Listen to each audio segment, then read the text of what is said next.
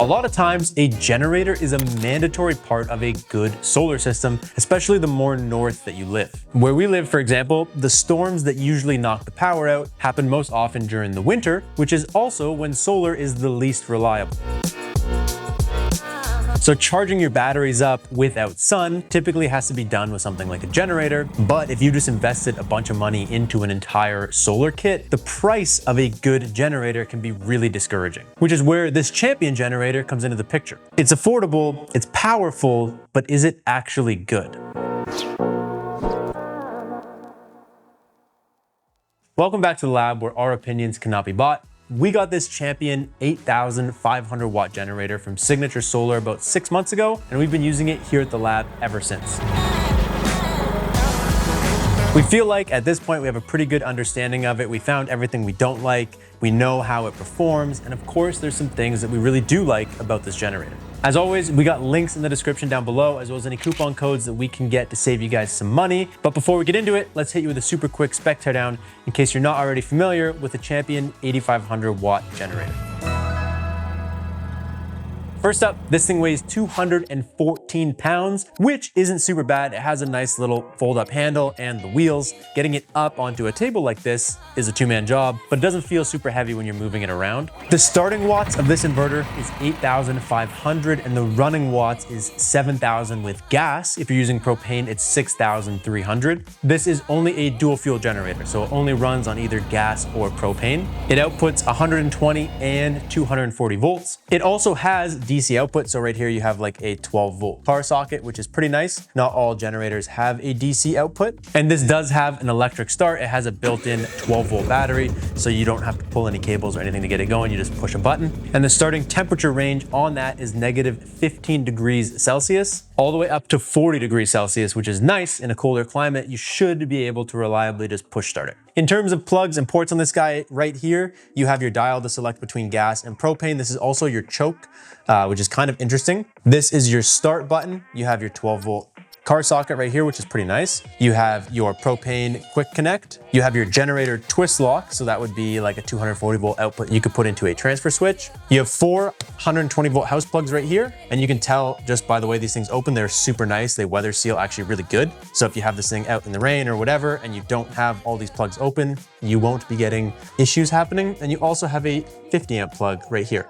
You also have a nice little screen right here. It displays your voltage, runtime, all that kind of stuff that you might want to monitor just quickly when you glance at your generator. It also has a really nice oil drain you can see underneath, which is cool. It's actually well thought out. It's easy to perform oil changes on this without making a mess. A lot of other generators, that's like the last thing they think about, even though they require oil changes, and they're gonna make a mess. I don't know why they don't think about that shit. There is no app integration with this, which kind of sucks, but for a budget generator, it's not the worst thing in the world. And like I told you guys, the rest of the design is pretty nice. You got your little flip up handle. All of these plugs and stuff are weather sealed. Even your little breakers right here are behind little rubber sealed things, your button and everything. It's really good, weather resistant. It's got nice chunky rubber feet underneath, so it's really vibration resistant. Like it won't transfer that vibration elsewhere. It has a really nice seal around the top even, so if you spill gas or anything that builds up on the top, it's got a channel to kind of pour it all out over this side right here. It's got really easy access side panels. You just twist the little buttons and the doors pop right open. And right now, at the time of filming this video, with our discount code, you can get this generator on Signature Solar's website for $1,755. The first thing that we really like with this is that everything you need to get it going comes in the kit. You don't need any additional accessories or oil, or you don't have to spend money elsewhere to get it up and running. A lot of other generators don't even come with oil. So it shows up at your house, you get all pumped, you go to start it, and you have to go to the store and buy oil and buy other stuff. So everything you need to start this and run it is in the package, which we really like. In that package, you get things like a battery, your wheel kit, oil, even a spark plug socket if you want to service this or change out the plug in the future. Everything you're gonna need is in there.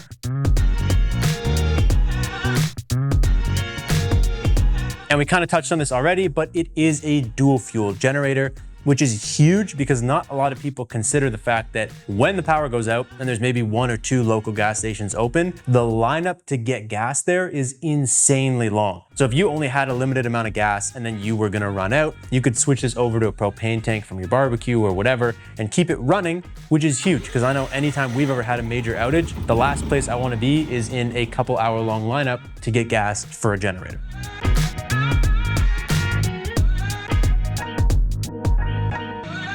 When you're running gas at a 25% load, which is probably pretty average during an outage, it's just like you're running a couple things in your home, you have about a 14-hour runtime on this. And when it comes to propane, it's really easy to connect this to like a much bigger propane tank. But even if you just had a regular 20-pound tank at that same 25% load, it would run for about 12 hours on that tank. So for a generator this big, that's pretty good. And like we said, it comes with a battery. It is a push start. So you literally just go in here and select your fuel type, whether you want propane or you want gas. You kind of choke it out first. It's actually a little weird. You choke it, and then as you're unchoking it, you select your fuel type. It's a little bit of a weird startup, but you literally just have to press gas and then press the button and it'll start.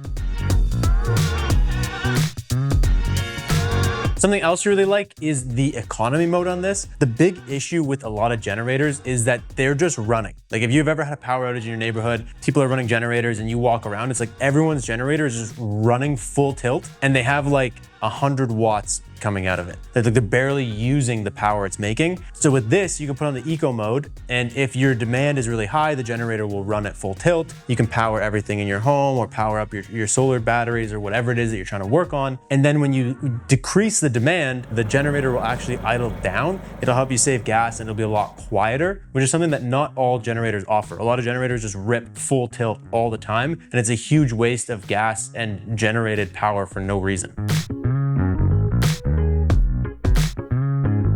And finally, in our testing, everything that we put this through worked really well. The modes worked really well. All the plugs and performance is exactly what you would expect. And you can even surge it pretty decently, which is nice. Unlike a solar inverter, it's not meant to surge crazy amounts of power for a long time. I mean, they're not really meant to either, but a lot of people do a good job designing them. This, on the other hand, it'll surge like, 7,700 watts for a couple seconds. It'll surge a bigger amount for like a quick blip. Like if you're just trying to turn something on, it'll go above the 8,500, but it doesn't like staying there for any length of time. It has to be just a startup surge.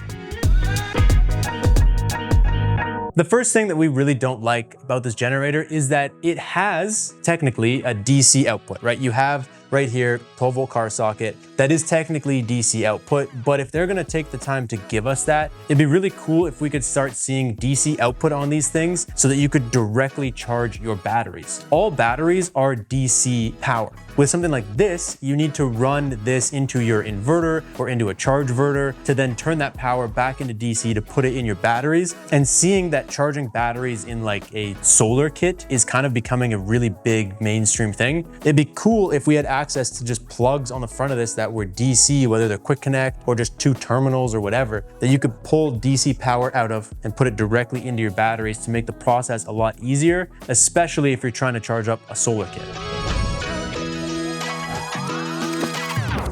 I also wish that a generator like this had dry connects. It's not the end of the world, but again, especially with these being really, really popular in solar systems, if you had dry connects, you could basically wire it to your inverter and your inverter could tell it to turn on or turn off depending on the state of charge of your batteries. So that this could be more of like a set it and forget it. It's a big system. You could just put this outside and kind of leave it. Like it's not something that you're gonna have to wheel in and out every time you want to use it. So it'd be really cool if you're sitting inside your house, you haven't had sun that day, and you just hear the generator come on, you know that it's charging your batteries, and then a little bit later on, you hear it turn off and your system's full.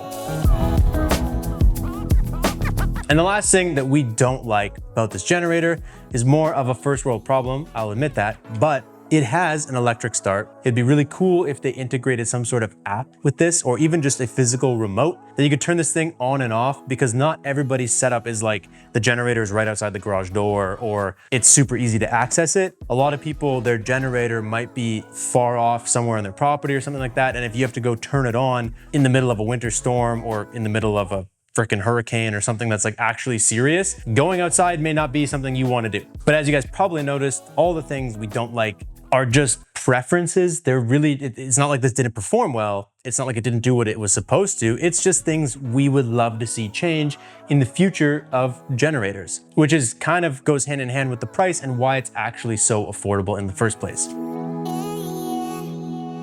So at the end of the day, this is perfect for someone who just wants simple backup power. You don't need anything overly complicated. You just want something that has a handle and some wheels. You can move it around. It'll be reliable. It does what it says it's gonna do. And you don't need any of those fancy features. You don't care about the app. Maybe you want this for solar. Maybe you want this for a job site. Overall, it's just a simple, good solution. If you don't need a really expensive generator, something like this will do just fine. I would use this at my home, no questions. So like we said, there will be links in the description down below if you want to check this out, as well as any discount codes that we can get to help save you guys some money. If there's other generators or other brands or something like that that you would like to see us take a look at, leave a comment down below. Otherwise, make sure you're subscribed. We will catch you next time. Thank you so much for watching. Peace out and stay charged.